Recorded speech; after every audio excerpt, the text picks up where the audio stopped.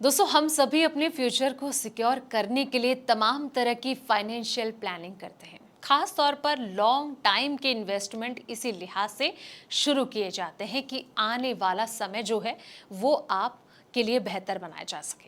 इसके लिए आजकल ज़्यादातर लोग एसआईपी चलाते हैं। एसआईपी के ज़रिए लॉन्ग टर्म में अच्छा खासा फंड जो है वो जोड़ा जा सकता है। लेकिन मान लीजिए कि आपने 5,000 से लेकर 10,000 रुपए की मंथली एसआईपी जो है वो शुरू की है और अचानक कोई फाइनेंशियल इमरजेंसी आपके सामने आ जाती है, खड़ी हो जाती है और आपके लिए इसकी इंस्टॉलमेंट भी निकालना जो है वो मुश्किल हो जाता है।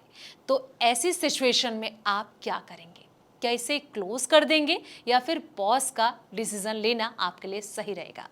तो जान लेते हैं इस बारे में। नमस्कार दोस्तों, मैं हूं आपके साथ संध्या बिष्ट और आप देख रहे हैं द इकोनॉमिक टाइम्स हिंदी।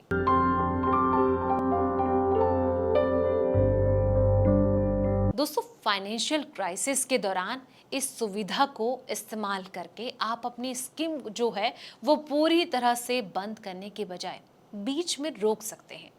पहले ये जो सुविधा है वो 1 से 3 महीने की थी, लेकिन अब कुछ फंड हाउस में ये जो सुविधा है वो 6 महीने तक के लिए भी है। इस सुविधा को लेने के लिए आपको एसेट मैनेजमेंट कंपनी यानी कि एएमसी को पॉज करने की रिक्वेस्ट जो है वो डालनी होगी।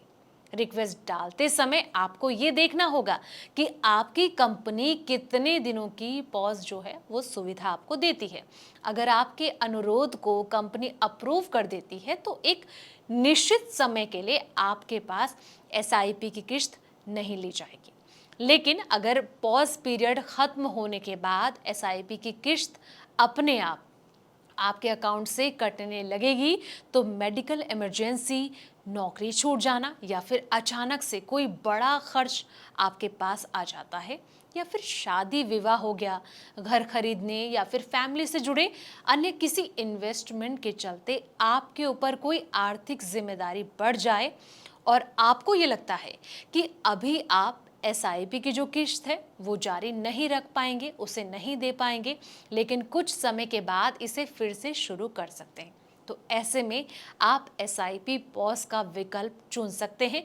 ये आपके लिए बेहतर ऑप्शन हो सकता है और कुछ समय के बाद अपना निवेश जो है वो फिर से आप जारी रख सकते हैं। अगर आर्थिक तंगी इसी तरह की हो तो आपको इस बात का अंदाज़ा ही ना हो कि आपकी स्थितियां कब सामान्य होंगी, कोई आइडिया आपके पास नहीं है, तभी एसआईपी को आपको बंद करना चाहिए।